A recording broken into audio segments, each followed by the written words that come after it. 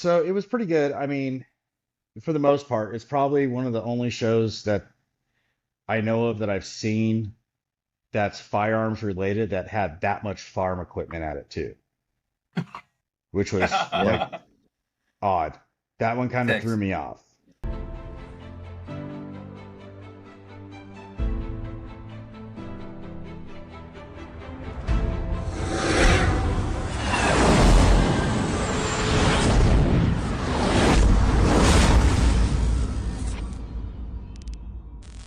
Welcome to Whiskey and Windage, the 2A podcast for the people, by the people. I'm your host, Mike, and I'm joined by my co-hosts, Matt and Adam. Dude, Matt, how is it going tonight, man? Dude, super good. Had a great weekend.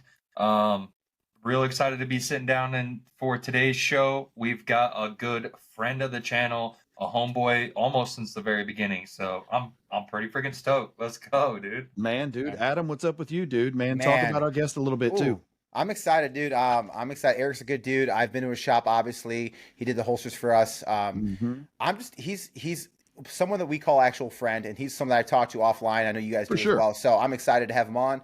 And guys, I'm rejuvenated. I had a week off of leave, and it was my birthday weekend, and I'm recharged and I'm ready to go. Yeah, I mean, beard, man, you can see it. Like, it's you about to have to shave that, dude. Tomorrow Use morning, a whole can of freaking shaving cream on that shit. tomorrow morning, the beard goes. Unfortunately. Yeah, dude. Well, before we jump into the show, man, I do want to also go ahead and give a shout out. If anybody's going to be August, what is it, 16th, 17th? Yeah. 17th, 18th. 17th, 18th, 17th, 17th, 18th, whatever it is.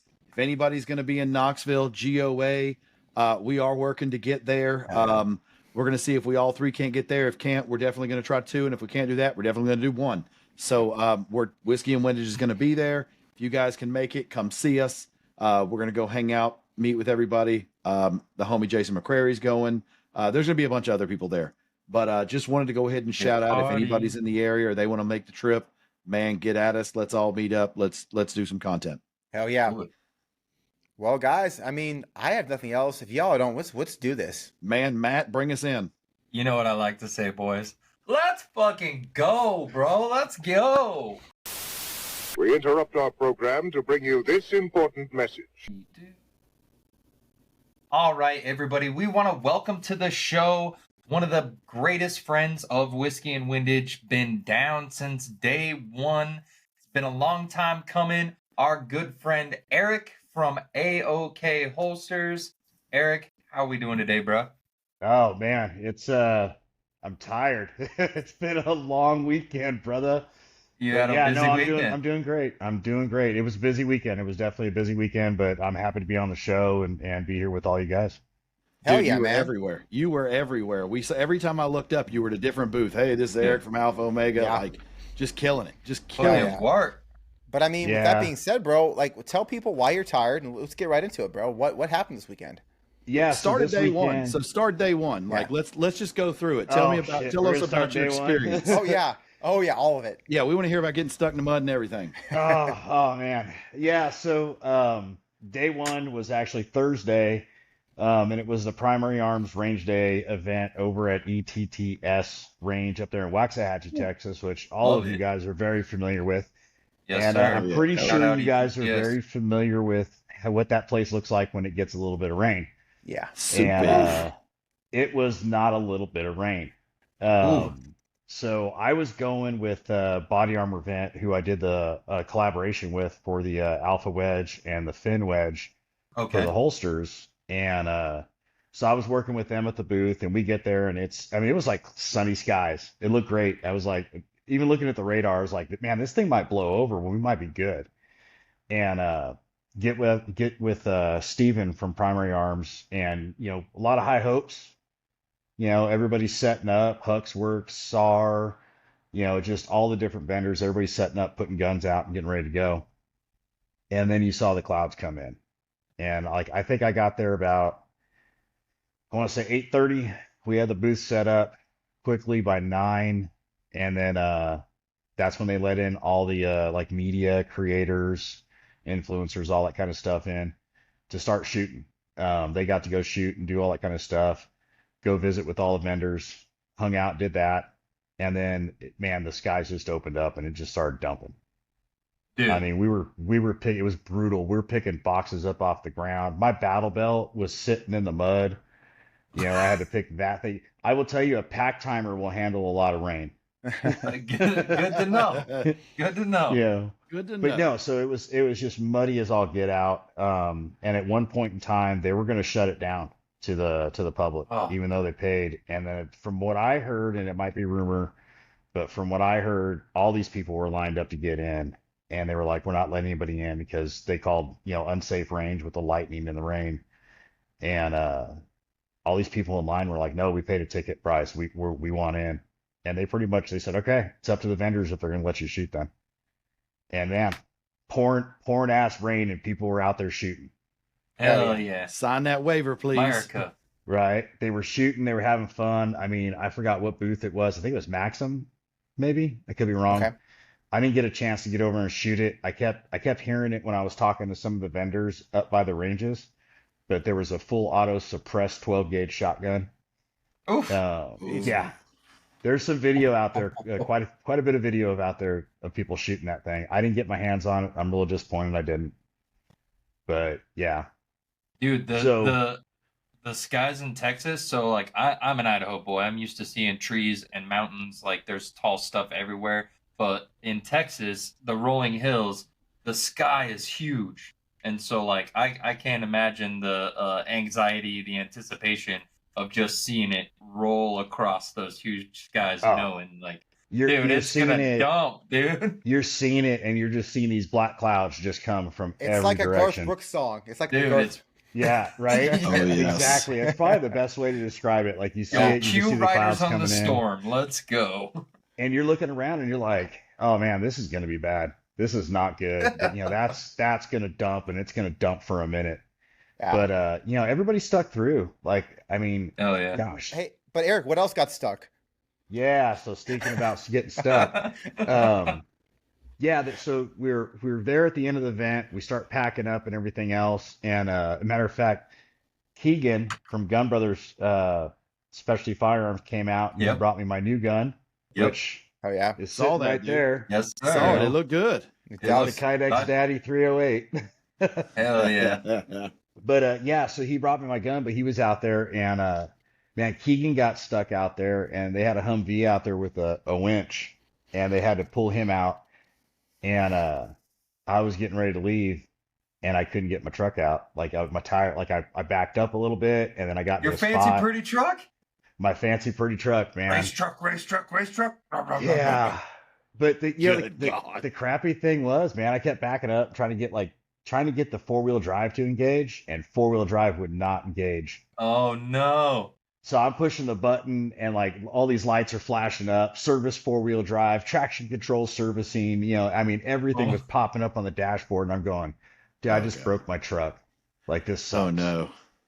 And there was a bunch of people that were standing like behind the truck, like cheering me on to get it out and all that kind of stuff. And it just wouldn't get out. And I finally just gave up. I looked at the Humvee and I'm like, dude, hook it up to the tow hook on the front. And he tugged me out of there. Oh, What was weird is when I pulled out of ETTS, I got going down the road for just a little bit and in 2-wheel drive, and all the lights that were on the dashboard just shut off and they were gone. Yeah. And I drove all the way up to Dallas, for NRAM. And when I drove home, none of that stuff went on, and I wouldn't touch That's 4-wheel good. drive till I got home, and it's engaging just fine now. So I have no idea. Man, Like, got lucky. it's just absolutely sucked. And then Was it was that the crazy. range Humvee at ETTS? Yeah. Yeah, the black one. yeah. Yeah. Someone- I'm glad. Well, at someone least has they got it out video. and put it to work. Yeah, someone has video of me stuck in the mud. And Oh, I'm yeah. pretty sure Somewhere's gotta have someone's. it. I'm gonna text Keegan. I bet Keegan has it. I don't know if Keegan does, but I know a couple people that do, and I'm not Okay. going to post it. So, Oh, but if they I'm post gonna it, find it. We're gonna find I don't it. know, dude. I mean, Adam was at your shop a couple months ago in the dirty room. I'm sure there's video you being stuck in the mud. yeah, nice, Oh, no. nice. Oh, no. Yeah. Nice. I mean, Oh. it's there. You know it is. Man, mean, but we already, we found hey, out. We we already found out know that we already know that Adam's a stick in the mud. He was supposed to go to NRAM with me, and then he turned around and backed out on me at the last minute. So he was like, "Bro, I'm not gonna go." I know. And then he told me I have FOMO, and I was like, man, I don't necessarily have FOMO for NRA. I have FOMO for everyone that was there and seeing the event and all of the vendors, but I don't have FOMO of NRA at all. But this is the last year of NRA in Dallas for the foreseeable future. Yep. That's what I've heard. I actually heard Yeah, it's the last so year for NRA period in in Texas. yeah, so it starts next year in the ATL, buddy. It's going to Atlanta. So yeah, peace up, A-Town down. So it will be moving to Atlanta next year because that convention center's doing a whole bunch of remodeling and stuff, and it's going to be a while, but they basically said we're going to give it to a different hub city for the next couple years, and they're going to move it around again. Yeah. Well, what's crazy was last year they did it in a different state, and then the year before that they did it down in Houston. So I don't know why they wouldn't like take it back down to Houston or something. And then there's plenty of places in like Austin area and stuff like that, or even in San Antonio that it can be done at. I mean, Yeah. I mean, if you want to take something like NRA, which I've got my personal feelings about NRA, I mean, man, that place, I'm just going to go ahead and say it. And if I offend anybody when I say it, I'm sorry that you got thin skin, but that place was Fuds Central. I mean, it was so bad. I'm just telling you, it's so bad. Look what I pulled. I got a freaking musket, a revolver, and a 1911 because why 45? Because they don't make 46 now. He's got Like, 1911s and his the British are coming gun up. Back to Right, back like, two world wars. Right? Like, bro, like they rubbed off on me, and it's like, I got to get this shit off of me, but I don't know how long it's going to take.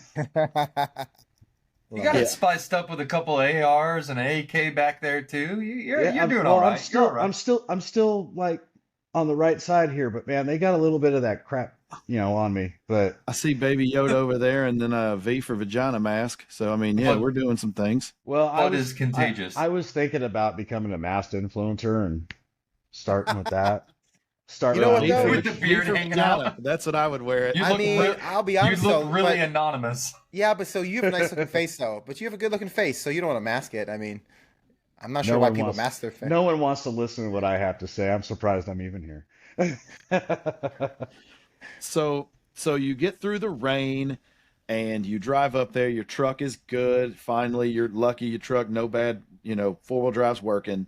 You get in there, you walk through and you see all these Fuds. You're like, well, shit. So you gotta make lemonade. So talk about how the show itself was with all of the vendors and all the booths. So it was pretty good. I mean, for the most part, it's probably one of the only shows that I know of that I've seen that's firearms related that had that much farm equipment at it too, which was like odd. That one kind of Thanks. threw me off, but a lot of great vendors. I mean, Tag Precision, SAR USA, CANCON was there, Staccato was there, Holosun was there. Primary Arms obviously was there. Watchtower Firearms was there. Obviously Glock, SIG. I mean, all the big names Silencer were there. shop. IWI, Silencer Shop was there. I mean, the list goes on and on. So we get there on a Friday. Erik TN from Body Armor Event and we show up. We get there, and as soon as we walk in, I made a comment as we were getting out of the Uber. I was like, "Oh man, look at all the Fuds." And Erik looks at me and he goes, "A what?" And I go, "A Fud." And he goes, "What's a Fud?" And I'm calling him out. If he watches this, he's gonna probably laugh his ass off anyway. And he goes, "What's a Fud?" And I go, "Elmer Fudd, dude." And he just kind of looked at me and he didn't get it. I'm like, "Fud, like literally, like all they care about is duck hunting." And then it clicked and he started looking around. And he goes, "Oh my God, you're right." Like it was nothing. I told him we got stuck by behind this older couple, and man, they were just shuffle their feet. And I'm like, dude, you're gonna have to just learn how to weave in and out of traffic here, because this is gonna happen all day long. Yeah. The wheelchairs, All those old people trying to tell you how the right way to do things are and what you need to do is, and you're doing that all wrong, and nobody needs that gun. I was at the Staccato Don't booth on cop the Friday. slide on an empty chamber. I I was at the Staccato booth, and I overheard an older gentleman standing there, and he was looking at a Staccato P, and he's like, "Well, that looks like a 1911. What in the hell they do to that thing? It don't feel like a 1911. What'd they do? They made it worse." Oh God. I had to just sit there and laugh. I was like, "Oh my God, like you literally just picked up a $2,500 handgun and said it's worse." You know, Mhm. and not just the price tag, but just feel a staccato compared to even a decent 1911. Yeah. But no, it was fun. We got there on Friday. I think my first stop was Sylvan Arms and or Stealth Arms. I'm sorry, Stealth Arms with the platypus. Okay. Met with those guys, talked to them about their gun and like their holster support, because if you've ever been to their website, you can build these things however you want to build them. Yeah. You could build something that looks like full dust cover with rail and a round trigger guard if you really wanted it. So molding for something like that for holsters on my side just becomes an absolute nightmare. So I talked with those guys. There's possibly something coming down the pipe with them and Alpha Omega where I could start doing holsters for those guys. We did That'd be cool. confirm with them that the platypus does not necessarily fit in like a 2011 holster because of the differences in it. So stop there, and I think my very next stop was Staccato, which typically when I go to SHOT Show or anything like that, I'm pretty much at Staccato right away to go say Yeah. hey and meet up with them folks. Oh yeah. Had a good time talking with folks over there. They had that Ace, and I just posted it up. I think it's Ace actual or no Ace virtual shooting. And if you're not Oh following them on yeah. I saw Instagram, that. I saw that. dude, I'm not a gamer. I don't sit on video games. I don't think I've ever sat down. Let me rephrase that. I don't think I've sat down and played a video game for like 3 years. Like I don't Call of Duty it and all that kind of stuff. I'm too busy. And You have a real they, life. Yeah. yeah, and they Okay. they grabbed me and they stuck that VR thing on my head and they handed me that, and it was a staccato, so it felt very natural in my hand. And I'm like, yeah, I'm probably gonna do terrible on this thing. And I just shot like the plink in the steel throughout there. And they go, you want to shoot a time trial? And I shot it. And dude, I got so sucked into that thing. I think I shot it like 8 times. I ran the time trial 8 times trying to beat my score. And I Oh kept Lord. shaving it down. And I like lifted it up and I realized there were like 4 people waiting to get on it. And I was My like, bad. sorry. So That's cool. you get really sucked into it. And so I had to break away from there. Went from there, talked to the guys over at Primary Arms. Um, ran around, gosh, just small chit chat. Went over and met with Adam with Canic. Hmm. Talked about making sure that Alpha Omega's online with everything that they are doing right now, looking at anything that might be coming down the pipe and have a discussion Really? with them about it. I hope they Because have something new coming out. I don't mind a Canic gun, but I don't know. They just like have like 6 models and they just make them in like 476 different colors now. well, yeah, the newest one was that Terran Tactical that they released at SHOT Show. Yeah, I mean, Uh, like they're good pistols though. Oh yeah, yeah. They're great pistols. no, they're Yeah. good pistols, and so right now, as it stands with Canic, I think we're doing everything that they have released because like the biggest one that got released that was like the newest one that really hit the market that caused me a lot of work and were a lot of holster support was the Canic MC9, Hmm. the little small one, which I'm Yeah. making a lot of those right now. Um, so making sure and that's ultimately my goal when I go to these things. Like when I go to SHOT Show and when I go to, events like NRA, my goal is literally just to go meet and talk with the marketing guys. If it's the CEO, I'll talk with them to make sure that we are doing, Alpha Omega is doing everything we can to stay on the forefront to provide those companies the holster support that they need because sometimes it doesn't get thought about. They Yeah. release a new gun and they're just like, oh, hey, we Oh, have a new gun. Let's toss it out there. but It'd be how are you cool to gonna? carry Yeah, this, but yeah, there's exactly, no exactly. support for it. Well, yeah, and that's like one of the biggest problems. I was actually talking to one of the guys over, the marketing guy over at SAR. He was like, yeah, he goes like, the hardest part is we can release a gun, but who's going to buy it if there's not a way to carry it, if there's not a holster for it, you Exactly. know? Yeah. No, and that makes Eh, sense. But Eric, I also want to talk a little bit about before we leave NRAM. You talked about the Yeah. vendors, which is cool, your experience. But I watched all the influencers out there, and we all know that what we see on social media isn't really the truth. And you talked about all the Fuds being there. Like some people hyped it up like this was the greatest thing ever, like this was better than Shot Show almost. And then some people were like, I mean, it was getting kind of like, I get it's the NRA show, but like, what was your experience with like It's just the NRA show. That's yeah, why so I and get it. I'm not hating Like, on it. I'm not hating on it. You got to meet a lot of cool people. I saw you met Kyle Rittenhouse and a couple other Yep. people. I But actually like, what met was him your at SHOT Show, so that was a retake of a picture that I have not posted of me and Kyle. We met at SHOT Show at Circle Bar, and I think both of us were a little inebriated when we took the picture because it just doesn't look good. And I saw Kyle and I was like, "Hey, dude, we need to redo that picture." And he was like, "Most definitely." So ended up retaking the Awesome. picture. So, but uh, are you asking me if NRA show is better than SHOT Show?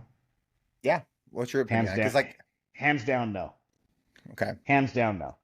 Um, and I think obviously SHOT Show is so much bigger. You have way more vendors at SHOT Show, and you have Yeah. and all these companies are showing stuff. I could see where some people say that NRA is better, and I think why they say it is better is simply because the general public can go to NRA Yeah. when All the right. general public More cannot approachable. go to. Yeah, well, yeah, because SHOT Show you've got to either be invited by somebody that's in the industry and you fly under their name, Yeah. or you're in the industry and you get approved and then you go that way. So it's not open to the general public. Um, Right. SHOT Show is where business is done in all reality. SHOT Show is where Yeah. I can get one-on-one time with a CEO and a marketing guy and not worry about, Joe Bob, walking up and wanting to sit there and BS about his 45 and how great it is to whatever company and tell them how they need to change it for 45 minutes while I'm there to sit there and like there to discuss business. Right. I can but get hasn't Shot business Show? done. But Shot Show's changed a little bit because it has become easier. Like I'll be honest, I know that I got a couple invites. anyone that wants to go to Shot Show, I feel like and Mike's talked about this before as well. That's what Shot Show was designed for. But I do feel like Shot Show's changed where really, if you really want to get in the Shot Show, if you do a little bit of legwork or you bat your eyelashes, depending who you are, you can get in. man, it just feels like, honestly, with SHOT Show, like if you create an Instagram account a month before SHOT Show opens and you say I'm a content creator, they give you a badge. Yeah. See, and unfortunately, I don't know myself for that to be true. Um, and Oh, it I might do, because seem, I see all the people that are there wearing badges, and I'm like, that well, person doesn't work in the industry. That person doesn't work in the industry. Oh, that well, I person know just you. lays I, down to get in the industry. I could Like, tell I you see right that. They were now, just like, I want to go to SHOT Show. I could tell you right now that there's people that I know firsthand that are literally like they have no business around the firearms industry whatsoever. But they're just trying to make a name and be popular because, like you said, I want to go to SHOT Show, or they Right. bat their eyes to get in just because they want to be cool. And That ain't in all all they batting. reality, well, but at the same time, like in all reality, like the content or stuff that they put out is trash. It's absolutely trash. And then they'll throw something out, like they may commit to a company that, oh, hey, I'll put this post up or I'll put that post up, and they do one or two posts, and then they don't do anything after that because they feel that they've met their like requirement, Right. and these I don't know. companies will get them into shot. And it's just so do I think do I think SHOT Show needs to tighten up a bit? Absolutely. Because there are a lot of people there that shouldn't be there, in my opinion. Um, so yeah, could it tighten up? Do I think some of these companies should just kind of really look at who they're inviting? Because when you fly somebody under your name, like I've brought a couple of people under Alpha Omega to SHOT Show, and the problem is it says their name and it says Alpha Omega Kydex. They represent you. Yep. And if you're out acting like, excuse my language, an asshole, and being drunk at Circle Bar, and showing up with a hangover on the floor the next day, and acting a fool all over the floor, you've got my company name on your freaking badge. Right. Yep. They don't care though. They don't care though. That's why. It's not their that's why company, when, huh? that's why when people turn around and hit me up and they're like, "Oh, hey, can you get me into SHOT Show?" And it's like, "Yeah, I'll think about it, and I'll pay attention to what they're saying and what they're doing and how they're acting." And most times I'm just no, because I'm not going to have my company name out there because you're going to act a fool. Can't blame you. Because you're at SHOT Show. You know, these people are at SHOT Show to party. Yeah. Which I'm not disagreeing. I go to SHOT Show and we definitely have a party and have a blast while we're there. But from like 8 a.m. until about 5 p.m., I am business. I'm not drinking. I'm having meetings. I'm running around like a chicken with my head cut off, trying to make sure I get to my meetings on time. Yep. And making sure I'm hitting certain booths to be able to do the things that I need to do and set and reach my goals, what I plan on. These other people, they're just, oh no, I'm here to get patches, stickers, as much swag as possible, as many things as I can sit there and take home, get drunk AF at night, go to every industry party that's out there. Photos, and then photos, everyone. Pictures, Take pictures with influencers and see who I can go home with to get a free piece. Right? Yeah, I said it. Yeah, I mean honestly, but I you're don't not give wrong. a shit. But you're not wrong. So like, yeah, when I go talk to a company about a new firearm, my first thing that I turn around and tell them is, look, I need to get the gun so I can go get molding made, unless you want to send it to my people to get the molding made, and I'll pay for the molding. They'll ship me the mold, you ship them the gun, and the gun will go back to you. Right. I just need it done unless you want me to handle all that and send me the gun. But understand, I'm not asking you for anything for free. I'll either pay a price for it and we'll decide on a price for it, or you're going to send that gun to me on loan so I can get this taken care of and get it sent back to you. Now, mind you, I do have companies that I work with that say, don't even worry about it. We're just going to send it to you. We're just going to give it to you. Yeah. And I do have some companies that say, hey, take it. You're going to have it for a while. And then when you're done with it, send it back to us. And some of those companies, when I say, hey, I'm done with it, I'm sending it back to you, they go, well, just go ahead and keep it. Don't worry about it. Some of them will turn around and say, hey, do you want it? Well, sure. All right. Well, buy it from us for the X amount of dollars, which is way below retail. Right. And I'll stroke a check for it because I like it. If it's a gun I don't like, I'll send it back to you. Yeah. Makes sense. Yeah, Dude, absolutely. so many people want free shit. So everyone wants something free, but I'll tell you, free is not free. I have watched influencers and, content creators walk up like, big swinging dick up to a booth and just go up to the first person and go, who do I talk to about getting a gun sent to me for free? Yeah. And it's like, wow, like the balls on you, man, they must clank when you walk. Because I don't even do that. Yeah, it's like, but free is not free. Like everyone wants free shit, but I'll tell you, when you start getting free stuff, it comes at a price. Free stuff comes at a price. It comes at a price. And I mean, there's only a select. I mean, let's just be honest. There's only a handful of select people that are content creators that actually make a full-time living as a content creator. correct. Yeah, everybody else pretends they do. Yeah. Yeah, everybody else pretends they do. But I mean, looking at, and people can say, oh, well, you don't know what you're talking about, you're small. Oh yeah, fine, we are small. But we look at our plays, we look at what we're monetized on, we look at all that stuff. And I mean, dude, it's peanuts. I mean, it is peanuts. So, we talk about it all the time, like, hey, if you want to be monetized and you want to be in this creative space, that's going to help you like cover your operating costs. But if you physically want to make money, man, it's like the WNBA over here, dude. You get paid nothing as base salary. You need a shoe deal. Yeah. You need someone sponsored by Alpha Omega Kydex. You need somebody sponsored by this that is paying you money every month based off of your advertising to them. And that's where you get it. I mean, there's some guys that make, and I'm not saying nobody does. There's a handful of people that make really good money. Yeah. There's not a some bunch of people out here conversations. getting filthy rich off of it. Hey, when Garand Thumb, and I don't know his business, and I'm not starting shit. I'm just saying, when Garand Thumb does what he's doing on all of the social media platforms, and he still inks a deal with Primary Arms, that just goes to show you, like, there's some guaranteed money there, and none of it's my business. And like I said, I'm applauding him for doing it. Like I'm not picking at him.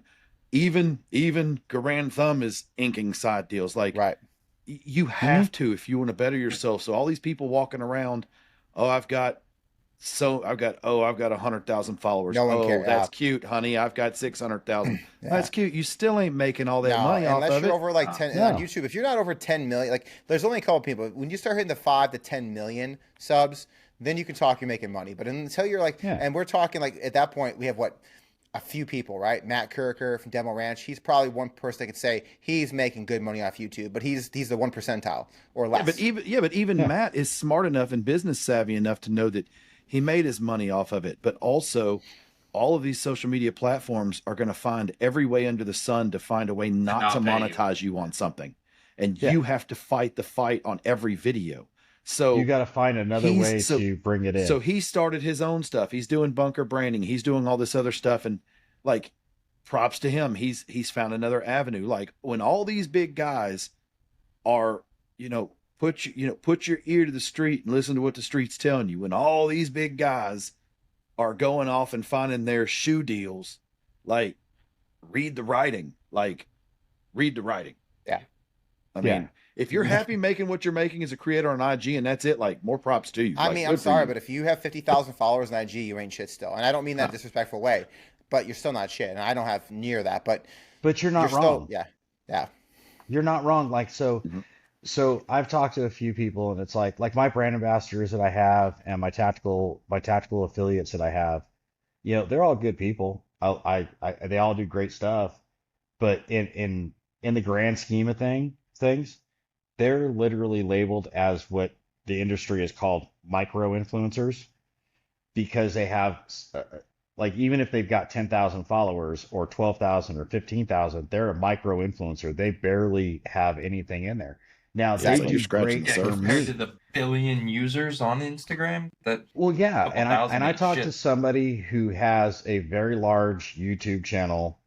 They had a very large, and I haven't looked at their page lately to see where it's been rebuilt back to since they lost it. But they have a massive YouTube channel. And we kind of got to talking a little bit this week, and I heard some of the numbers that are coming in, and it's like, dude, like, you could retire. And he's like, yeah, but if I did right now, all of that goes away. Like, that is 100% of my income coming in right now. So if I stop today, I've got to take that and I got to invest it, and I got to do something else with it to continue the growth, because if I stop, all of it stops. It's dead. Right. Yeah, people think like once you make it or once you get monetized, like you can just stop and kick back and it's no more work. It's like, a constant hustle. dude. It's a sales keep game. Stuffing it in the pipe. No, it's like being a salesperson. In sales, this every single month. The month starts over, new quota, boom, hit it again. Man, every single one of these, there are algorithms and there are formulas and there are things that are done. It's just like Vegas gambling. It's just like casinos, man. People like, and I'm not knocking them, it's their business model. People like YouTube, people like Spotify, people like, Instagram, whatever you want to, all of them. They all create models that are going to be tipped in their favor. If they didn't, they wouldn't be what they are. Yep. So they're banking that, we're going to pay you out a good bit of money, but then we're going to fight on a couple of them. We're going to not monetize these. And if we do that, you're going to spend a lot of time fighting us back on them. And if we go back, we won't give you all the ones that you actually lost during the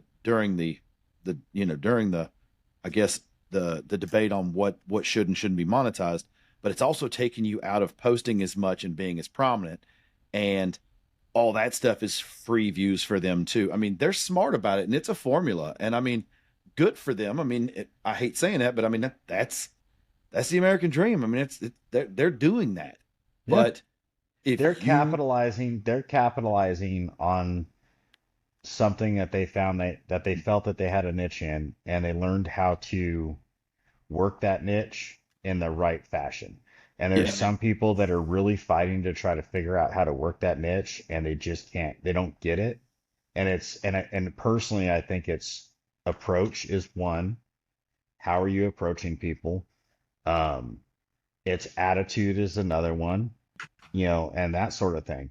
Like, I've been told by several different companies that I do stuff with, and these are, larger firearms companies that I've approached and everything else.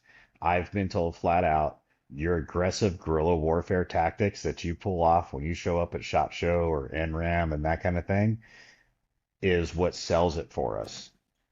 And it works for me, Right. but you have to know your audience.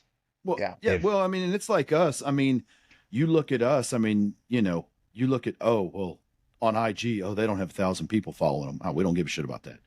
Oh, look at their YouTube. They have just 1,300, 1,400, whatever it is. We don't give a shit about that. Like, I was telling the boys the other day, and it's not a knock against anybody else, but we always go into this saying, hey, every podcast in the 2A realm, they're not That's our our friend. competitors. They're our teammates, because we're Yeah. all out there for the same common goal.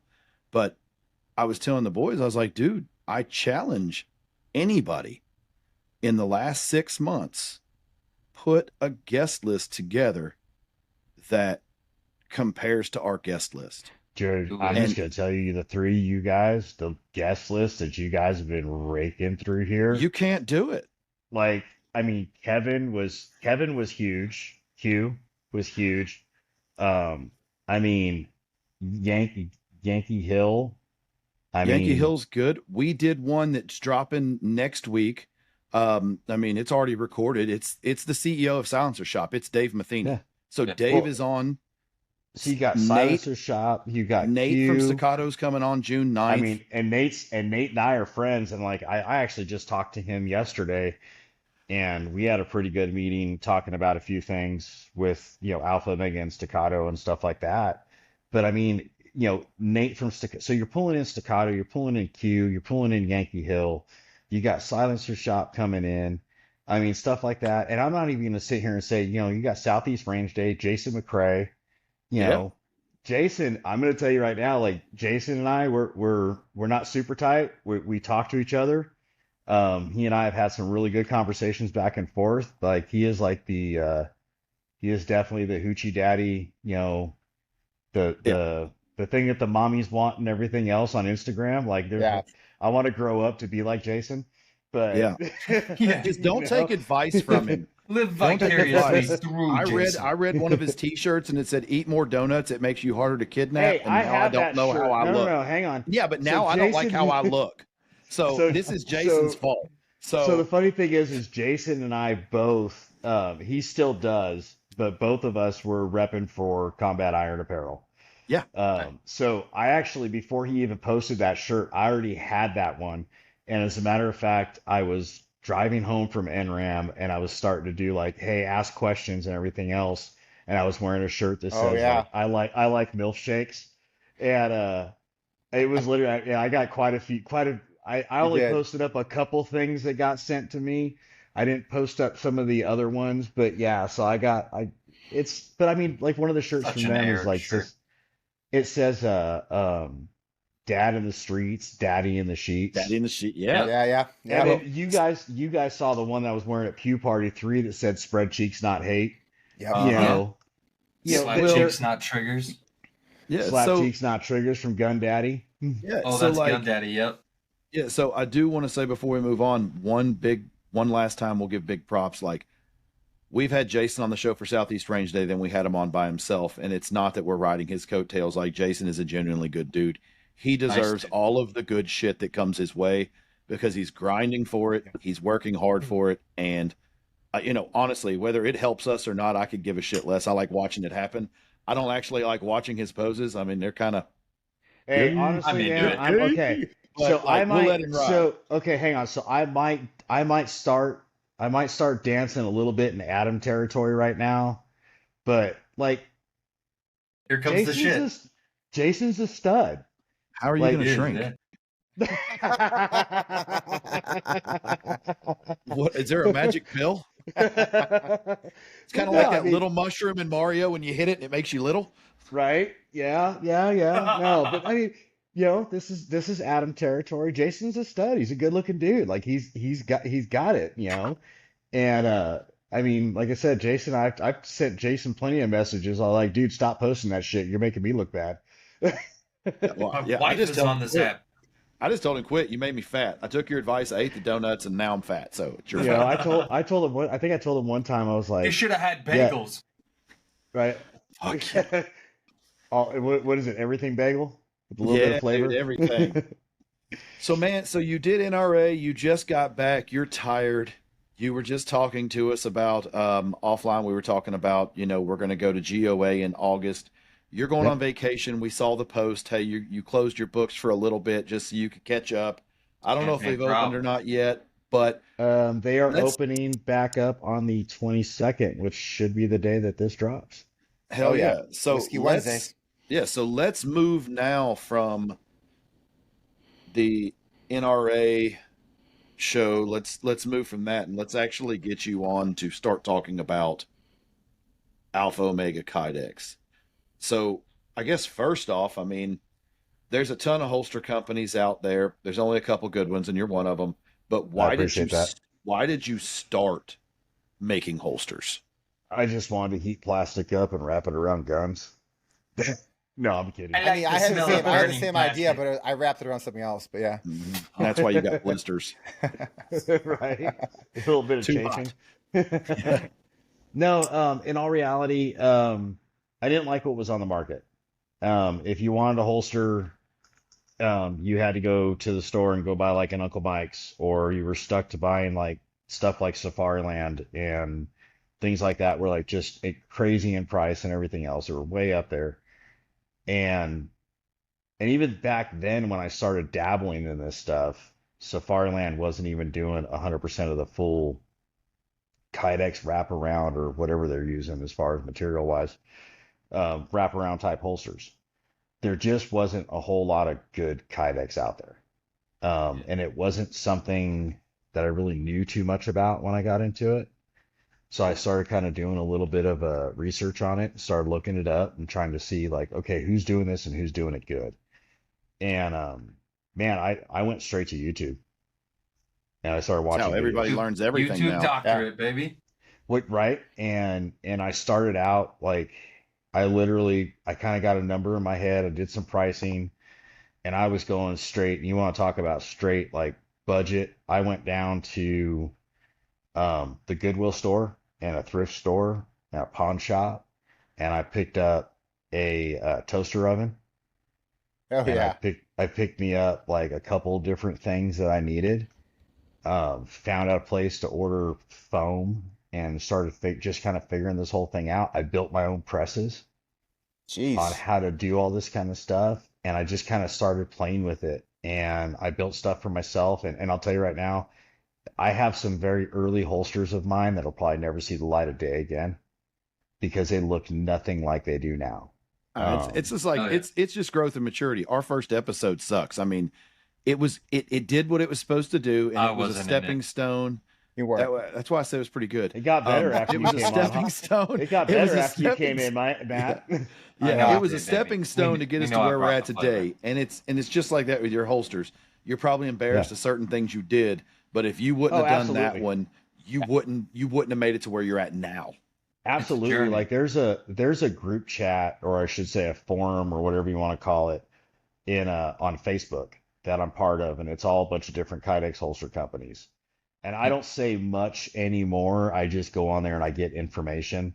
Like I read all the topics and I'll read what everybody's saying and this and that. And then I'll agree with some of it and I disagree with some of it. And then sometimes I just take knowledge from it and that sort of thing. Once in a while I might throw something out there. on very rare occasion. Um, but yeah, so like when I started, I was making these things, and I was making them just for myself and a couple friends, and they were absolutely horrible. Like I thought they were freaking amazing. My friends thought they were amazing. Like they were like, dude. And then after about probably almost a year of messing with it, one of my buddies was like, dude, I'm gonna pay you. And I'm like, why?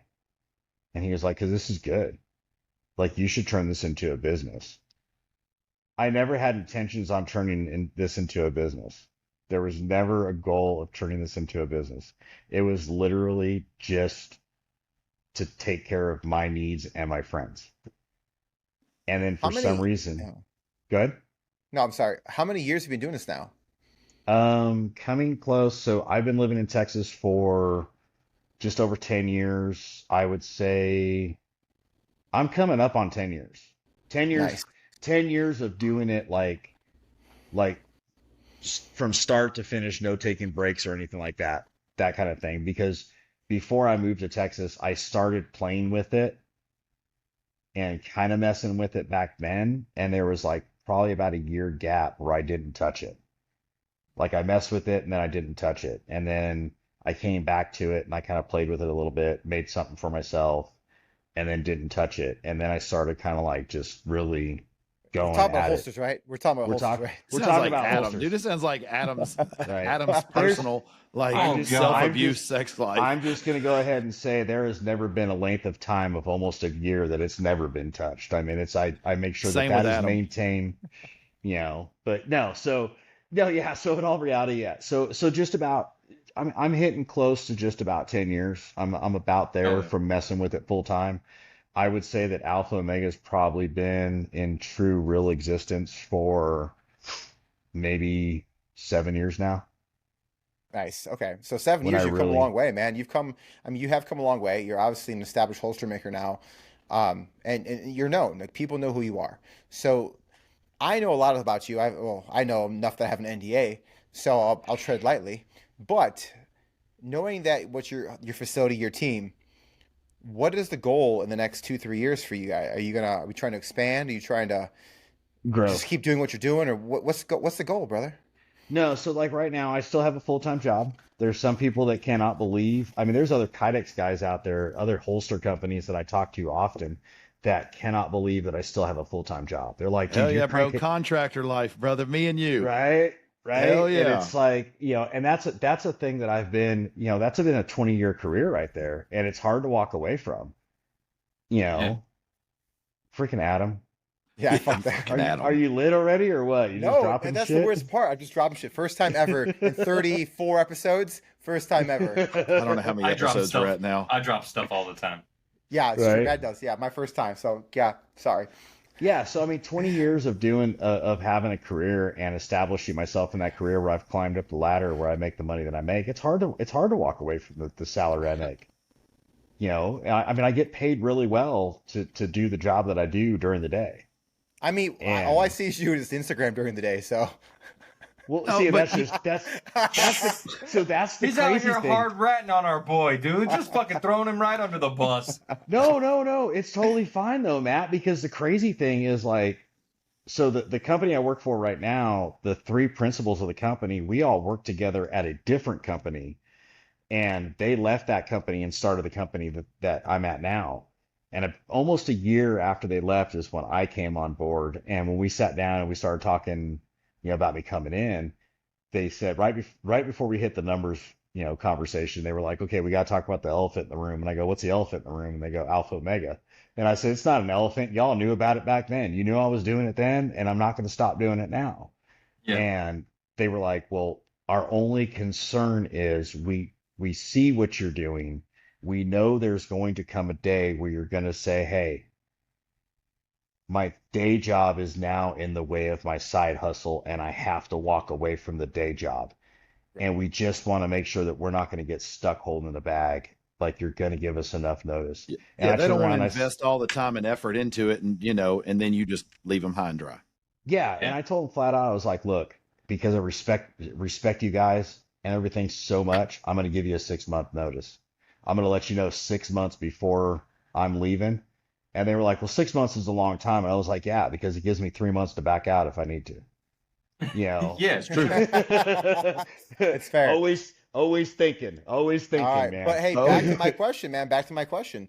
What if you can tell us a little bit? Like, do you see Alpha Omega growing exponentially next 3 years as far as output, or are you more focused on the quality? Because I know one thing about you is, there's no good enough. It's high quality, and I Good know when you enough is not expand. good Yeah, enough are two words that do not get said in this shop, and yeah. I get pissed if I hear them. So with that being said, when a company grows, I don't care who it is, there's the QC is not going to drop, but percentages now of what could be QC'd wrong could happen. So like, where's that balance for a manufacturer like yourself that has that mentality?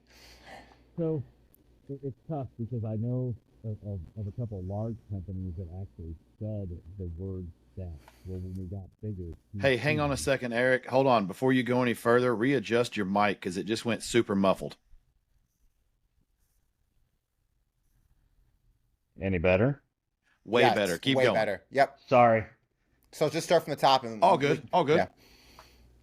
Yeah, so I mean, in all reality, like the words good enough doesn't exist in here in this shop. They won't be said. And as far as the QC thing goes, I know of a couple of companies that have grown really large, and they have actually said to people I know that when we got this big, quality control obviously had to drop. And it blew my mind because these are very large companies that are pulling in millions of dollars. And my opinion on that is, I'm sorry, if you have to go reach in your pocket to go hire two, three people that are good at that, their life is nothing but quality control, you have the money to make sure your quality still stays where it needs to be at. Mm. Well, I You think know, that's a natural progression in business. Just to Yeah. sorry to cut you off, but like once you start getting real big, the money starts coming in and you like what that money looks like. So then when it continues to grow, you don't want your money touched. So you're like, well, I don't want to take a cut at my cut to get somebody. Right. Is I think how I they're doing it, I and personally it's think not the that's a right way. That's not the that's right a way to do things. personally I think that is a bullshit like thought. It pisses me off to like no end. I mean I look at something and I go, if I've got to spend more money to make my product better because it's going to make my customers happier, then I'm going to do it because Right. I'm all about customer retention. I want the customer to come back and know that, hey, I bought this one holster from this guy and I just got a new gun and I got everything that I wanted in that one holster. So I'm going back to him because I know I'm going to get everything I wanted in the next one. Right. And I mean, I'm sorry, it kind of sounds like I'm getting a little aggressive about it, but it's like it's one of those things that just kind of irks the shit out of me when I hear it from companies like, oh, QC had to drop down. No, fucker, reach in your pocket and pull a few bucks out. Maybe don't go buy the Corvette or go buy the T-Rex. Ooh, I almost slipped there. Don't go buy Oh, That's The Hellcat. the T-Rex home truck. Don't buy the T-Rex truck. But I mean, in or all holster reality, or, though, or holster. or holster, but like, don't go buy the T-Rex truck and maybe dip in your pocket and either pay your people a little bit more if they're doing good work for you. But at the same time, there's a other side to that coin is pay your people what they're producing because I've heard it enough on people that I've brought into this shop to come and help me. And the attitude is, well, if you pay me more, I'll do a better job. That is not the life that I grew up in. No, you I want pay more you to money? do that job now.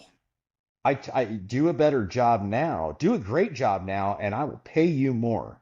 But Mm. if I'm having to touch every single holster that you put your hands on, and when I get to QC it myself, and there's an issue with that holster, why am I paying you? I'll just do it Right. myself. I've got a question about holsters and not just like your holster in general, but I guess it's more about sustainability as far as like reuse goes and I recycle. And I'm not trying to go green here. I'm just trying I to don't figure out. recycle any of the Kydex that I cut up. All the scraps just go in the trash. I'm Well, killing that's what I was mirrors going to one day at wonder a time. is, well, yeah, because I was going to actually ask is it possible, and I'm sure it is, and it just may not be lucrative, but is it possible you cut one wrong, you bend one wrong, it messes up in the mold, whatever. Is it possible for you to like throw all that stuff at, I know this would like catch on fire, but like for lack of better terms, like throw it on a pot and melt it back down and then throw it down on something and press it into new flat Kydex again? Is that possible, or is it just not it's not Well, it's different cost color. It's effective? different color patterns Who too. cares? Different. But I'm just saying, who cares? Like you save all your blacks and now you got black again. Is that just not worth the squeeze? For Or me, is it no. okay? I was And just I don't, interested. because I mean, in all reality, I couldn't. Maybe it's really sad that I'm even going to say this. I couldn't even You tell you how couldn't make it Kydex. cheaper than what you're I getting it could. for? Well, no. I mean, I couldn't even tell you how Kydex is made. I know it's plastic, and I know it comes to me in a flat, hard square, and then I cut it and I stick it in a heat press, and it warms up, and it comes out like a wet noodle, and I turn around and Oh, press it on a gun, kind of Yeah, like nobody Adam's cares how dick. the sausage is made, just as long as the sausage is made. Amen. Amen. All You, right. I I'm slipped that tracking. one right in. you did. You did. Uh-huh. I loved it. I fucking loved it. All the Hell penis yeah. innuendos So today. Eric, obviously, man, like I've seen the process, and I know quality's high. So for someone like you, and I know your process, how do you expand? Because I know your hands are almost everything, and you have a small team. So how do you expand And it and got keep that smaller. quality? Did it? Oh, sorry to hear that. And it is what it Yeah. is. Okay, It is that's what it cool. I is. mean, it And is what I it think it is. was So, but a long time coming from stories. it's literally it's a growing pain thing, and that sort of thing. So how do I expand, and how do I get bigger? I find the right people that I can start getting in here that are actually going to do it, and listen, and willing to learn, to put the time in. Because yes, can building a Kydex holster be easy if you've got a mechanical brain and you can think a little bit outside the box, but you can also do a repetitive thing over and over and over again. It's if you turn around and told me, hey, I need 15 Glock 43X inside the waistband holsters, I'm prepping one mold, but I also got to know that I've got to let my mold cool down in between presses. I got to get, don't damage stuff. I've got to do stuff, or I got to spend more money and get more molds of the same thing, right. so I can I press mean, multiples at the same time. yeah. I think But that's just the natural growth and the natural difference between business owners' entrepreneur mindset versus non-entrepreneur mindset, because it's really hard. You've created this business, and as you should, because you're the owner, you care about that business and its success more Mhm. than anybody else in that building, because you Yeah. have to. No one's You going have to work to. as hard on your dreams as you Yeah. are. No. But the thing that sucks is you have to, and it seems easier. It's not like we're looking for a guy just to drive a truck or deliver a pizza, and even that, like if you have quality and pride in your work, people can tell. Yeah. So to have someone give 75% of the care that you actually have I'd be so happy. is, Oh my is God. that's Where so is that hard to person? find. I will hire you. Yeah, that's just, and that just shows like in this modern world, and I'm not going down because now you're going to call me a FUD too, but in this modern world now, it's like too many people come out of school and expect six figures. Too many people Yeah. come out of school and already feel like my hand's out and I deserve this. And in some cases, man, if you come out of school and you got a doctorate attached to you, like, man, like, and you can practice medicine, like, yeah, you kind of do deserve some money because you're saving people's lives or working on them. But if C's you get come out, degrees. yeah, but if you come out with a degree and you have a marketing degree, like, I don't mean shit. You got to No, prove I mean, that you shit. can market something, dude. Prove it. Yeah. Prove So, it. Well, but it's funny you bring yeah. up marketing, though. I'm sorry to cut you off, Adam, because No, go you ahead. hit on something. You bring up marketing is I've got several. I mean, not just the businesses, the companies, and the firearms industry that I deal with, that I deal direct with their marketing people, because a lot of times I'll talk to the CEO or the VPs and things like that, and then next thing I know, I'm in the marketing people's hands. They hand me off to them, and that's where a lot of my communication continues going, because I understand CEOs are busy. Like, Yeah. I mean, like we talked about Nate with staccato. I was talking to him yesterday, and he was like, "Hey, when you're free, and you got some time, shoot me a text. Let's go shoot at Staccato Ranch together, this and that." And I'm like, "Dude, Nate, I'm not gonna text you. Like, I'm not gonna call you. You're the CEO of Staccato, man. You ain't got no time for me." And he was like, and he flat out told me, he says, "If I'm busy, Eric, I will tell you. But sometimes I get tired of sitting in that office, and if I ain't busy, I'd love to go shooting with you." Hey, it's And gonna it's be the like, boss. It's gonna be the It's good. boss. it's good to be the boss, right? And Hey, but I'm gonna be dead honest with you. Most of the time when we attack our when we sit down and we put our targets out and we've got our marks like, hey, here's who we want on the show, here's who we want to do, here's how we want to do this. You'd be surprised how many times I will find a physical way. I'll find a physical way to literally find my way through the front door, literally through the back, and I go straight up to the penthouse. Mike, you like the back door? Yeah, and best way to enter. And I find my way to the penthouse for them, and like we literally, it's like I go straight to the CEO. If I can I can get around the marketing. Sometimes the marketing people are cool, man. Silencer Shop's marketing people, great. yeah, absolutely. Yankee Hill's marketing people, great. Staccato, I sent a couple messages and they're good. They're super good. I'm not knocking them. And what they did was they messed up. And I'll be honest. Sorry. They messed up and no, they messed up with me because they messed up and put Nate on an email with me. And they messed up. So what I did, copied that CC for sure. So what I just did was I just said compose new message, and I went straight to Nate, and I was like, Yeah. "Hey, bro, it's me. How you doing?" And I mean, I wasn't a pest, but it was just like, "Hey, man, I'm just here," and we would have got it done either way. I have no doubt. They are so awesome over there. Nate, I can tell you right now, Nate is such like for a CEO, because I've met other CEOs in other companies. And this is why, like, a lot of people sit there and like, "Oh man, you're like all over Staccato's nuts, this and that." And it's like, no, it's pure. It has nothing to do with that. It's purely because I have a direct line to the CEO, and he is so down to frickin' earth. Like Nate is like literally one of the guys. Well, yeah, but And you know, I think it's so crazy to get around. Like when I saw him at NRAM this weekend, it was like he walked up to me. I was sitting at the booth looking at something, and he walked up to me and was like, "Hey Eric, how you doing?" And and we just sat there and we talked for like 25 minutes, just BSing back and forth. And well, that dude is so down to earth. well, like when we do, like, you know, this is an AOK show, but I am talking to the CEO of AOK right now, so. This is I can say this, but like I'm also a fan. I'm also a fan of this industry. So, you know, if a gun company comes out with a gun that isn't the greatest, or it's got some R&D problems and they realize it and this, that, and the other, you know, all that sucks. But if I'm a fan of what that company stands for, and I'm a fan of what, you know, how that company treats me, even though I'm not a professionally sponsored, I don't get stuff from them, any of that. Like I'm still gonna root for them, just like I root for my local sports team during a rebuild. I mean, like I'm cool with that. Yeah. And so I think the reason I'm a fan is also because I'm also a podcast listener, and so I want to feel those connections. And so if I feel like, damn, Erik at Alpha Omega, you know, and I'm not belittling what you do. Okay, Erik bends Kydex. Well, so does this guy and that guy and the other guy and this big conglomerate and that big conglomerate.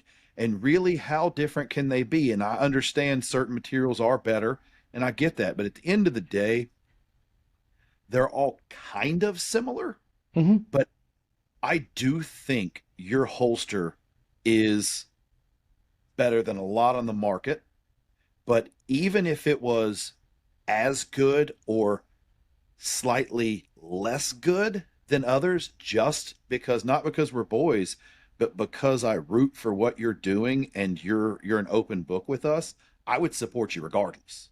So No, I mean, appreciate that. And that's how but you know, and I'm not saying that because you do make a damn good holster, but I mean that across the board with everybody in the 2A. everybody's going to make a mistake. Everybody's Yeah. going to have a oops, because if you don't, you ain't trying. Right. Well, yeah. But I mean, I've made mistakes with I still make mistakes. You know, like yeah, I sent a holster out the other day and I test fit it with a mold and I didn't check it with the actual firearm. I didn't go. I was honestly, to tell you the truth, it was 10 o'clock at night and I was tired and I did not want to walk in from the shop into the house to go grab my gun out of the safe to come walk out here, stick a flashlight on it and test fit it. I grabbed the mold gun and I test fit it with the mold gun and it felt good. I also felt like I do put notes on all of my order slips that say adjust your retention to your liking. It felt good to me. I felt it passed QC. I sent it out and the customer got a hold of me and he said, "Hey, my retention's really loose." And I was like, "Did you try tightening it?" And he goes, "Yeah." And I said, "Send me a picture of it." And he sent me a picture of it and I immediately noticed I put the wrong retention spacer sizes in it. I was tired and it was a mistake. And I turned around and told him, I said, "Look, I can have you send it back to me or I can send you new spacers out there and you can swap them out yourself." And he goes, "Dude, you ain't got to spend the money to get it back to you, to turn around and send just it to send me me. spacers. Just send me the spacers, bro. It's not a problem. I've got 6 of your other holsters. This is the first time I've ever had a mistake happen. It's not a big deal." But And I I think was like, also immediately, you and they owned went it. out the next day. But Yeah. I'm saying you owned it too, because there's a lot of people that would say, "I don't know what to tell you, buddy. It fit in my mold, so maybe it's your gun. Maybe something's Right. off." Yeah, Right, so- and that's the fuck People, part. there are people that do that, and I don't like operating like that. But Yeah. you know No. as well as I do, people do that. So, Yeah. Eric, before we change topics, because I want to change the topic and talk about something else, but from an entrepreneur standpoint, because I'm not one, I want to be one day. So you talked about You want to come hiring and that- work for me? I would love to, man. You would treat me. You would. Oh man, you really shit on me as a friend. I can't imagine you'd be my boss. I mean, that dirty I'm an room. asshole. I'm That telling you, dirty room would I'm be an busy. asshole. I'm gonna be upfront. I'm an asshole to work for. But here's my question, because you are teaching a skilled trade to someone. If you got something that's really squared away, I'm sure there's a non-compete for so long. But at the end of the day, you're going to train someone up to a high level. Are you afraid then eventually, like, well, why won't they just go do it themselves and do their own thing? Because they learned the secret sauce. Is that a conundrum? Is that an issue? Okay, so it was for a while until I came up with my new non-compete agreement. Okay. My new non-compete agreement is very gosh, how do I want to phrase this? Particularly, really makes- Encompassing? It is. You know what? Honestly, to tell you the truth, I'll just say it right now. My non-compete Pumped. agreement says that from the day that you leave the company, you cannot start your own Kydex company for a minimum of 5 years, and it cannot be within 150 miles of my shop. That's fair. yeah. But So- even though I still think, even if someone did,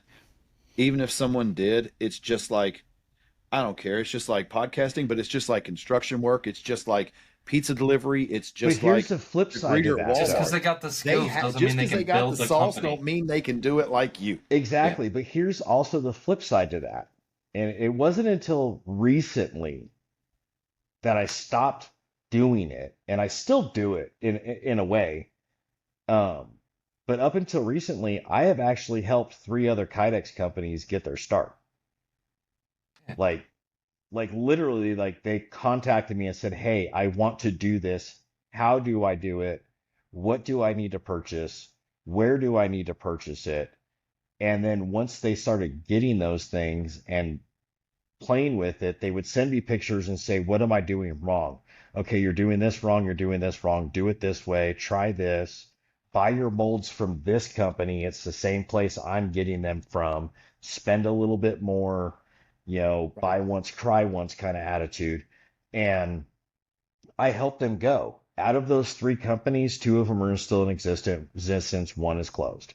I I mean, was there's gonna room say- for everyone, And right? they're doing well. And they're doing well. And they still reach out to me and say, like, "Oh, hey, I need help with this." And it's like, "Oh, okay, yeah, try it this way or do it that Is- way." Yeah.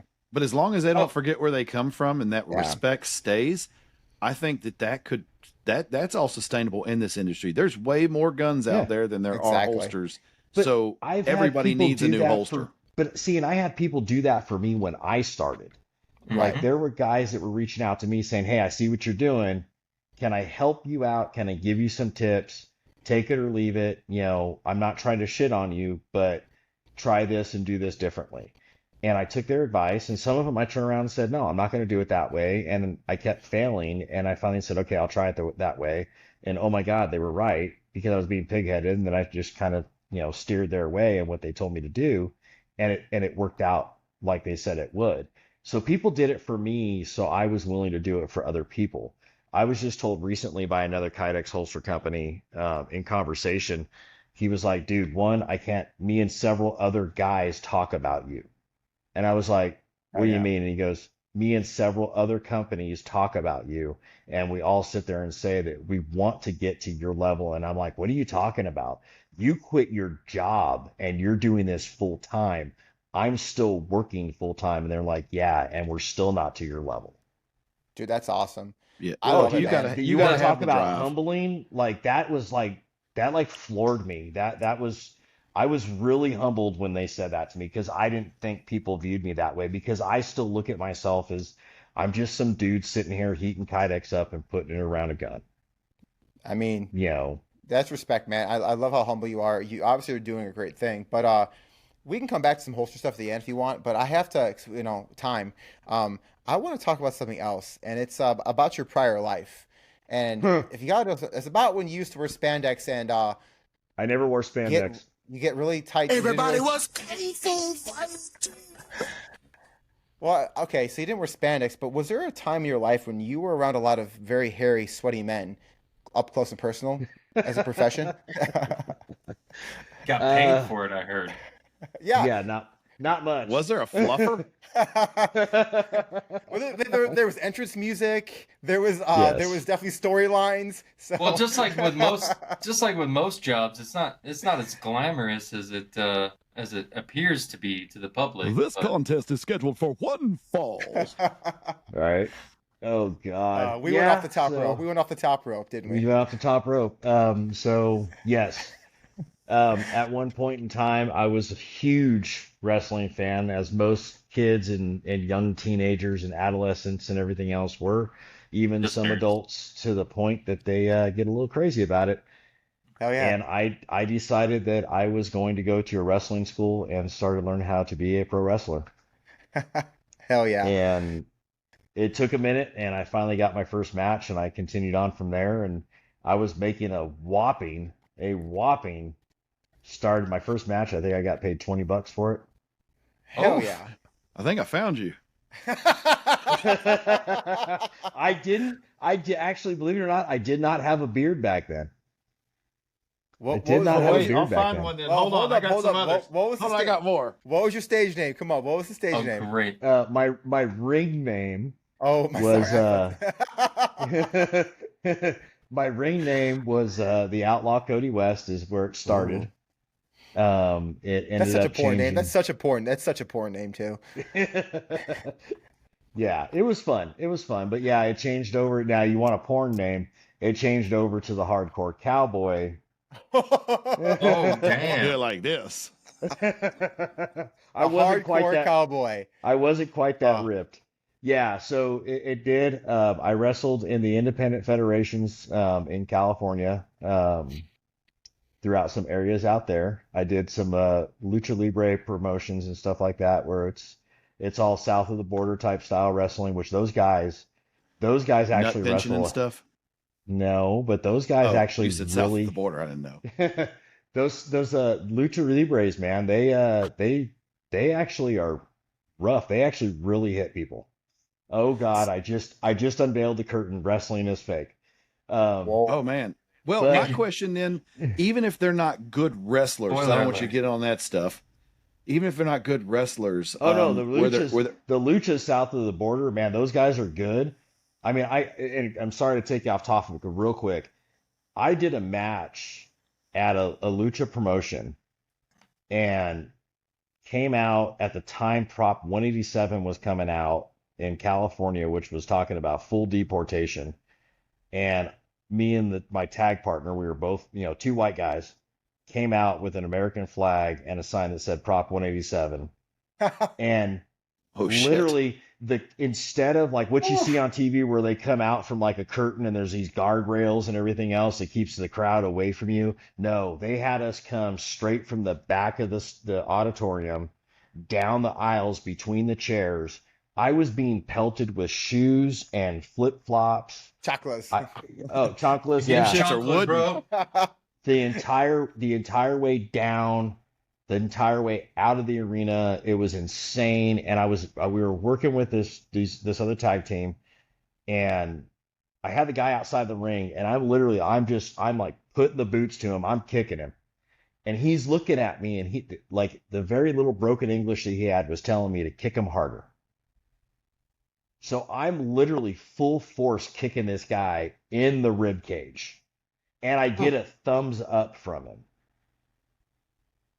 Perfect. Those Just guys like that, beat Ted. the hell out of each other. Like what you see on TV, like with WWE and these guys, yes, the outcome is determined.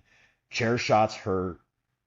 Sometimes you get hit with a wild punch or a wild kick. People do get hurt and everything else. But man, those guys south of the border, the Luchas, whoo boy, them guys, they're rough.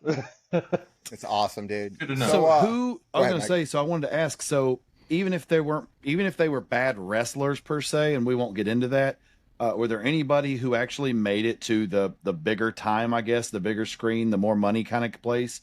Like anybody that, and I guess notably, just not to beat around the bush, like the WWs of the world. Did anybody make it up there? Yeah, that what you famous men have wrestled you with? touched? Yeah, what famous men have you touched? Yeah, what men's Who'd you get to wrestle?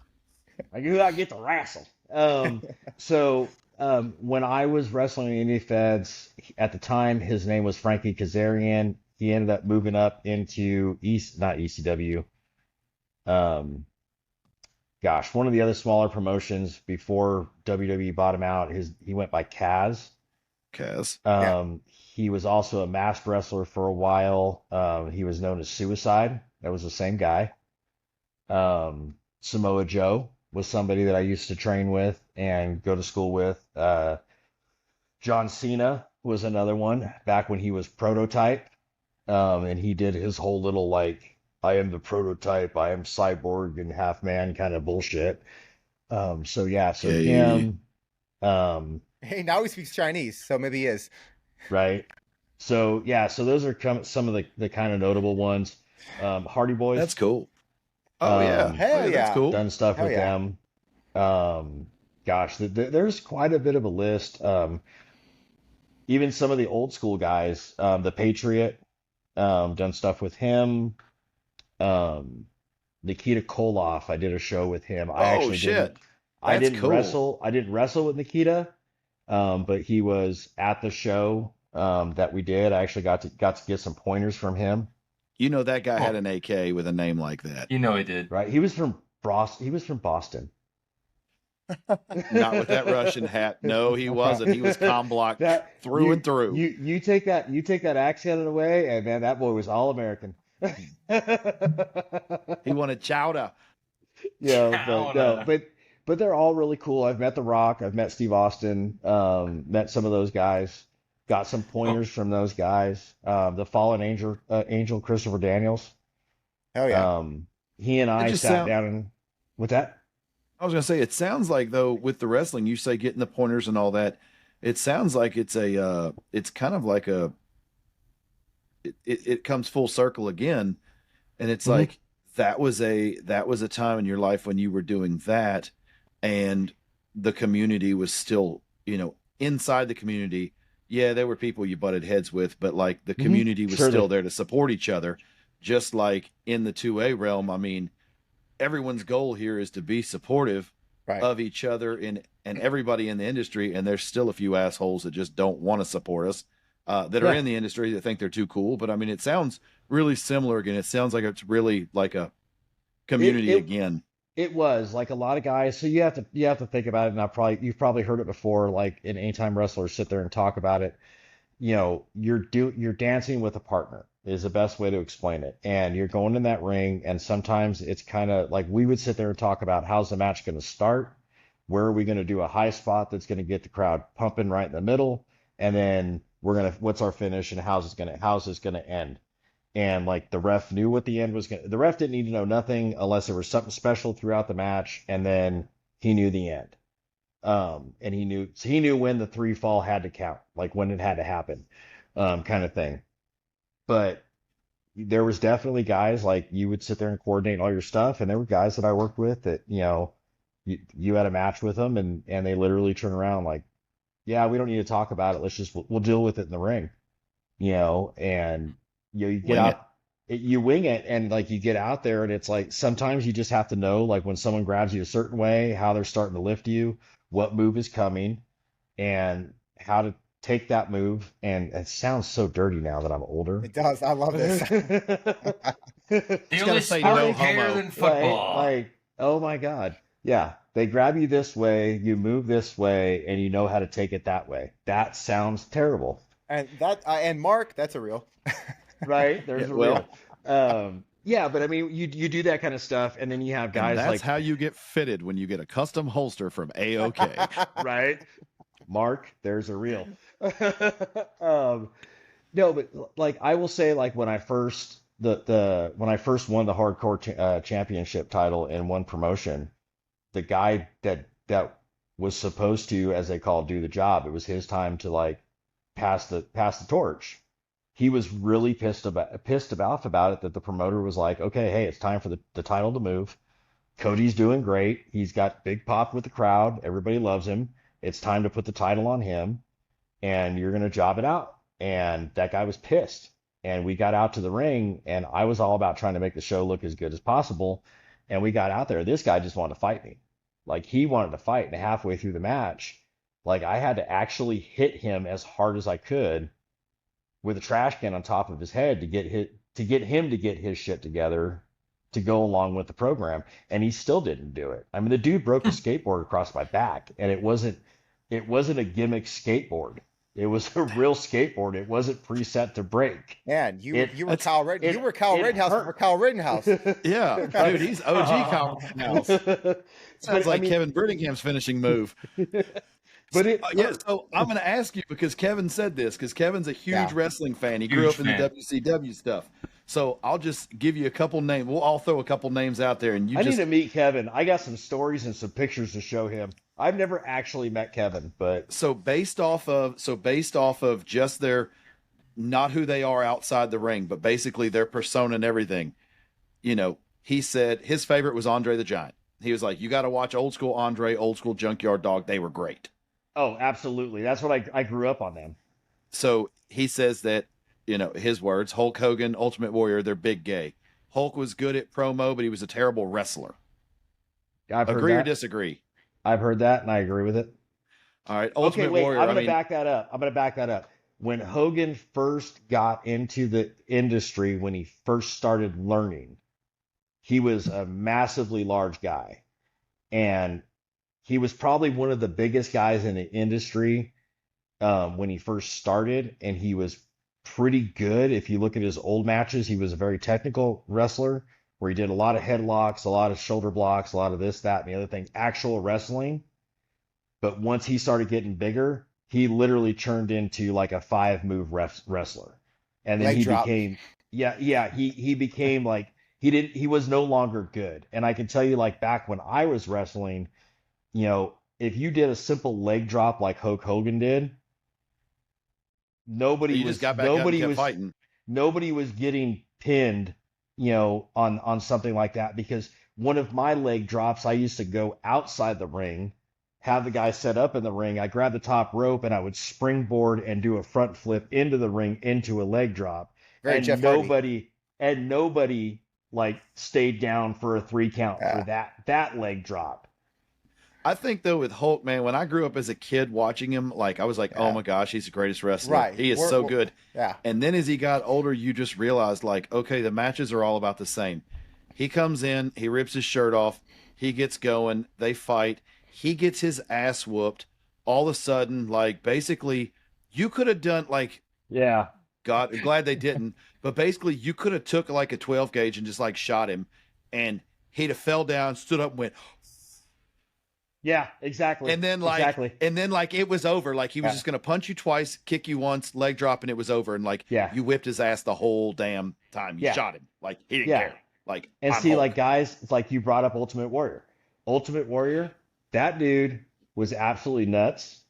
Like there was seriously a screw loose in his head. Period. It's tragic. Like the day after he gets into the Hall of Fame, he dies. That's the tragic part of him.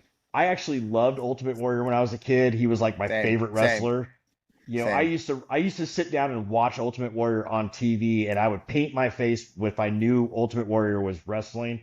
I would paint my face like the Ultimate Warrior. I mean, Now that I'm old and I watch back, I'm like, first off, just running in the ring and shaking the ropes like he did, like I'm tired at that point. But like, it was just like he did the world's longest line of cocaine before he ran out. Like, right? It was the 80s, bro. It was the 80s. This dude just took a huge rip and then ran down the freaking ring and like, and he was shook the whole ring. much He was better like, "I'm conditioned than done." Hogan. Let's be honest. Even Hogan in his prime, the Ultimate Warrior was just a better conditioned athlete. Well, you watch people like when Hulk would bench press people and lift them up and down, and like, oh, I'm doing this. You could see the guys on top pushing off of his shoulder. When the Ultimate Warrior would pick people up, like he was just straight. He was a pressing. conditioned athlete. He really was a conditioned athlete. So Warrior was a bodybuilder. Yeah. Like before he was a wrestler. So was Hogan. But Yeah. I mean, if you look at Hogan, he had the balloon muscles. They were water balloons. Yeah. You know, Warrior, he was a weightlifter, he was a bodybuilder, all that kind of stuff. I'm not going to sit here and say that neither one of them probably did steroids. They probably all did. 100%. I will sit here and say that for a fact, I know steroid use. It was very, very common. Even when I was wrestling, I almost even went into steroid use because I did a tryout match for WWF before they got the F out.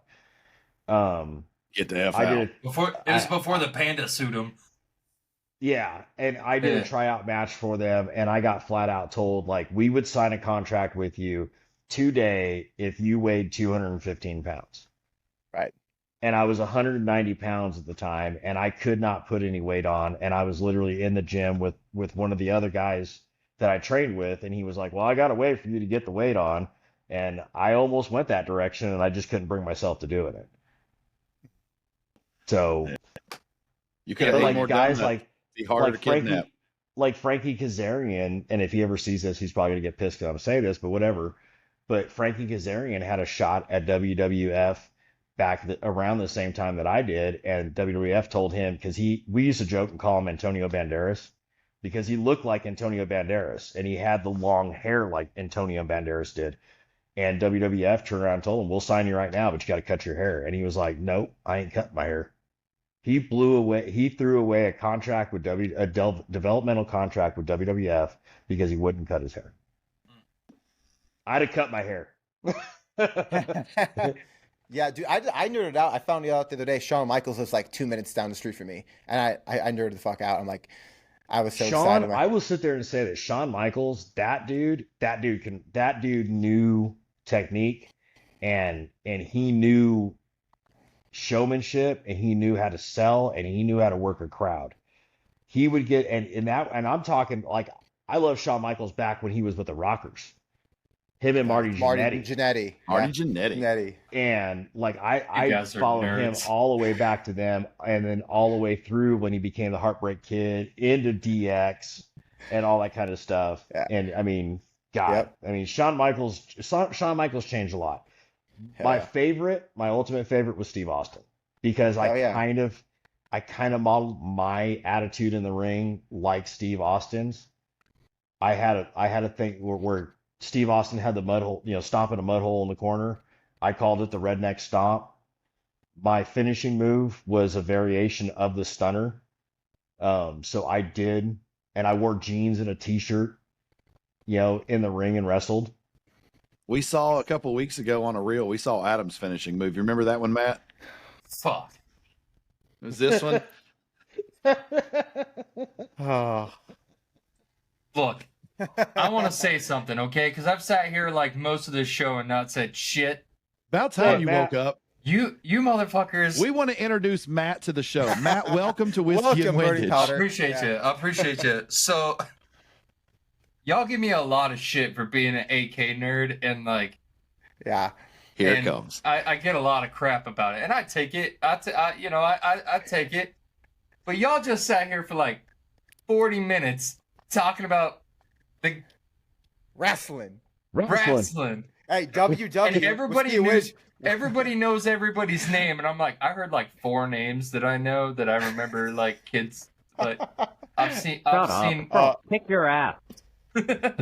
I've seen Man, maybe 4 hours of wrestling in my entire life. Oh my God. And, I I don't know what to say, boys. I'm a little. But it's I'm a the little different disgusted. generations. Like when we woke, like That's true. I remember as a kid when I woke up, it was like on Saturdays, Yes. on Saturday mornings, it was cartoons, and yeah, there was all the gay cartoons. It was like Smurfs and all this other stuff. And I you don't think we watched can say it. that nowadays, but okay. Yeah, you can. I probably was know saying more it with a about Ninja Turtles G-H-E-Y. than you. It's G-H-E-Y, so I'm cool.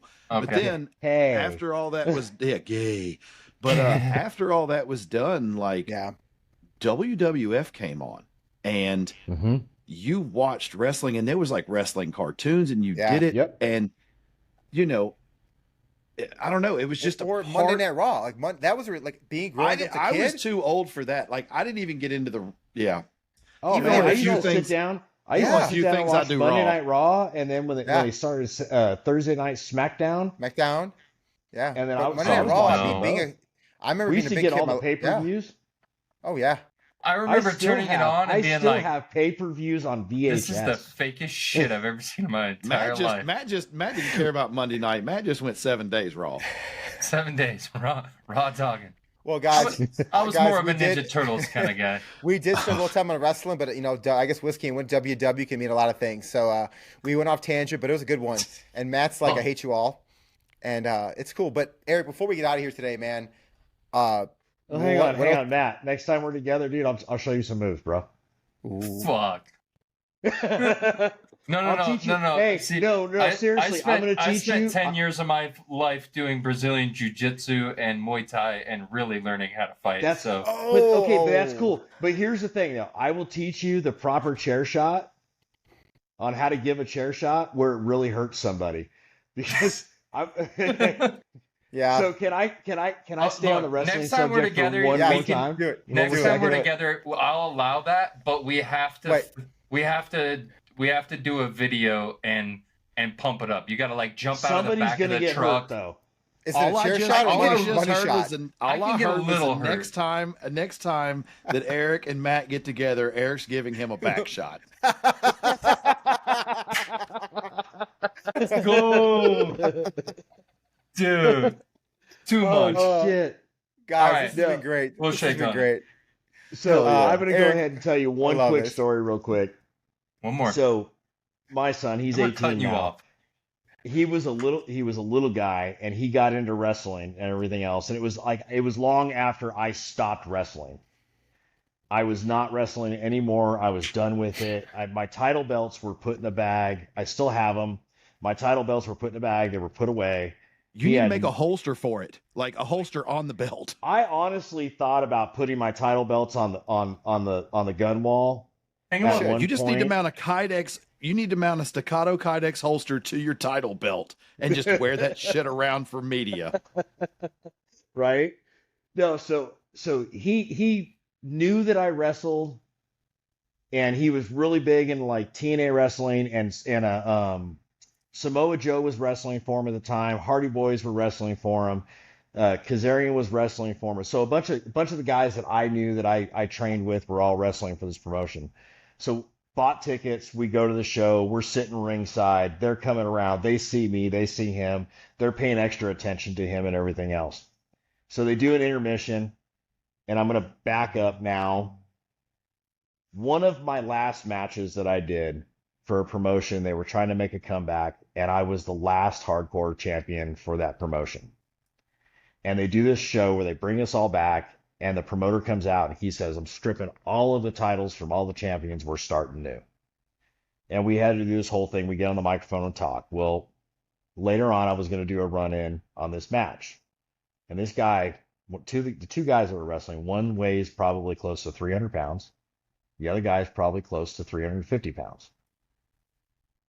And the guy that was going to lose the match, I was going to come in, I was going to give them both a chair shot on their head, talk crap on the mic, and walk out. And the one bigger guy turns around and says, "Hey, Cody, I'm so much bigger than you. You got to hit me 3 times. We got to make it believable." And I said, "Dude, it's a bad idea. Go talk to anybody in this locker room right now. 1 chair shot's enough." Long story I short, give the best back shots. long story short, they do the match. I do my run in. I come out with that chair. He comes around the corner to get ready to get hit in the head. Doesn't put his hands up. Doesn't block it for nothing. I fold this metal chair from Office Max. And I say fold it, I mean fold it, over his head and knock him out cold. For 5 minutes, I'm in that ring after that, dealing with the other guy and talking shit on the microphone to the promoter, and I leave. He ends up coming back when they bring him around. He comes back to the locker room, and he looks at me and he goes, "Cody, that was awesome." Fast forward years later, and I'm talking a lot of years later, to where my son, because my son wasn't even alive when that happened. All these years later, I'm at this show. I go take my son to go use the bathroom, and we're coming back, and I hear somebody in the crowd yell, "Cody West!" And I turn, and it's that guy I hit with the chair. And he comes walking over, and he goes, "Who's this?" And I said, "This is my son. This is the reason why I quit." And he looks right at my son, and he goes, "Kid, your dad gives the best chair shots and the hardest chair shots in the industry." And my son just looked at me like I was a freaking god. That's awesome. Because that validated everything that he had ever heard about me doing That wrestling. he thought was tall tales, you know, like That was just BS. And then when the show was done, we walked him around to the side where they, by the curtain and everything. And all the guys that I trained with and everything else were come running up, and they ended up taking him in the back and taking pictures with him and all that kind of stuff. I was the king for one night in my son's eyes. that's Hell good. That's all we. That's That's all awesome, man. That's awesome. That's some That's good so dudes, cool. man. Eric, man, Yeah. this has been a great fucking time. Honestly, we appreciate you, but As dude, always. plug Yeah. yourself. Tell us where we can find you, man.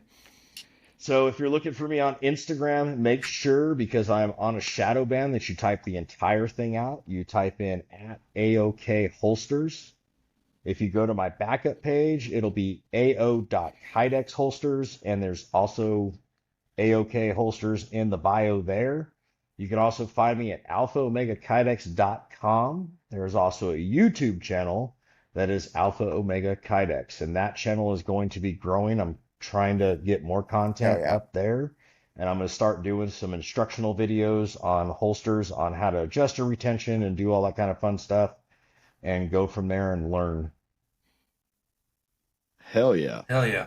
What Mike, are you you got giggling something. about, Mike? Yeah, Mike has something. Just no. Mike's No, been quiet. nothing. Mike's Honestly- been biting his tongue. Yeah. No, dude, I got nothing.